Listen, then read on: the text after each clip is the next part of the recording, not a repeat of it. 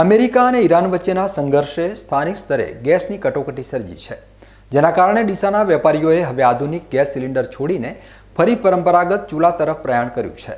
આ બદલાતા સમયની સાથે વેપારીઓએ આત્મનિર્ભર બનીને જૂની પદ્ધતિ અપનાવી પોતાની રોજગારી ટકાવી રાખવાનો એક અનોખો માર્ગ શોધી કાઢ્યો છે।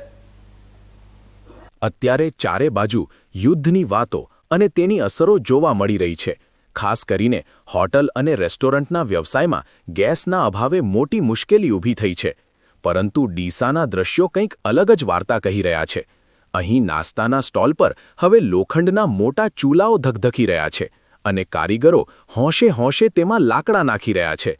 ચૂલાની લાલચોળ આંચ પર કઢાઈમાં ગરમાગરમ જલેબીઓ તળાઈ રહી છે, જે જોઈને કોઈને પણ જૂના જમાનાની યાદ આવી જાય। લાકડાનો ભઠ્ઠો અને ધુમાડા વચ્ચે તૈયાર થતી વાનગીઓ અત્યારે આકર્ષણનું કેન્દ્ર બની છે। ગેસના બાટલા ખૂટી પડ્યા તો શું થયું? અહીંના વેપારીઓએ તો દેશી જુગાડ કરીને પોતાના ધંધાને વેગવંતો રાખ્યો છે। પેનમાં જલેબી પાડતા કારીગરો અને લાકડાના સળગતા ટુકડાઓ જાણે કહી રહ્યા છે કે જરૂરિયાત જ શોધની જનની છે। હોટલોમાં ગેસ લાઇન ખારી પડી છે, પણ અહીં પરંપરાગત ચૂલાઓ પર જબરદસ્ત રસોઈ કામ ચાલી રહ્યું છે।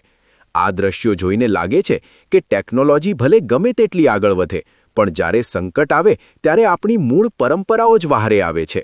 ડીસાના રસ્તાઓ પર અત્યારે આ દેશી ચૂલાઓની સુગંધ પ્રસરી રહી છે અને લોકો પણ આ પરિવર્તનને કુતૂહલવશ જોઈ રહ્યા છે।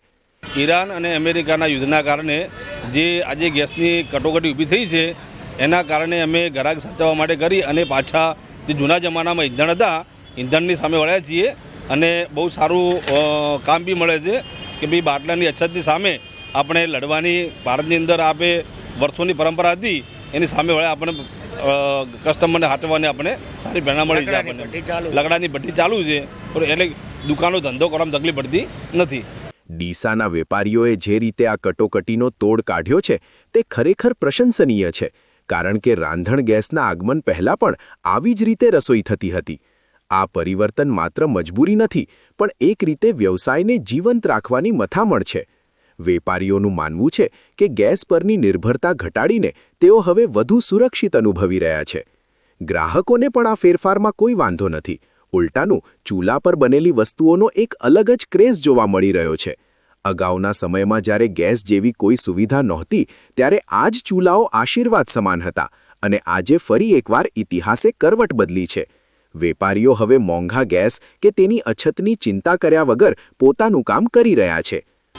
ઈરાન અને અમેરિકાના યુદ્ધના કારણે ગેસમાં જે અત્યારે કટોકટી સર્જાઈ છે આપણા દેશની અંદર, એના માટે અમે એક જૂના જમાનામાં જે આપણે ચૂલા પર જે ખાવાનું બનાવતા હતા એ જ રીતે અમે નાસ્તાની લારીઓ જે પહેલાં જૂના જમાનામાં કોલસાની ભઠ્ઠી, એટલે અત્યારે કોલસા અને લાકડાની ભઠ્ઠી ઉપર લોકોને નાસ્તો બનાવીને ખવડાવીએ છીએ અને આરોગ્ય માટે બહુ સારું છે। ગેસ નહીં મળે તો અમે નાસ્તાની જે લારીઓ છે, દુકાનો છે, એ લકડા અને કોલસાની ભઠ્ઠીઓ પર લોકોને નાસ્તો બનાવીને ખવડાવીશું અને આની કટોકટી સામે લડત ચાલુ રાખીશું। આમ આંતરરાષ્ટ્રીય સ્તરે ચાલતા તણાવ વચ્ચે ડીસાના નાના વેપારીઓએ સાબિત કરી દીધું છે કે કોઈ પણ સમસ્યાનો ઉકેલ આપણી પાસે જ હોય છે।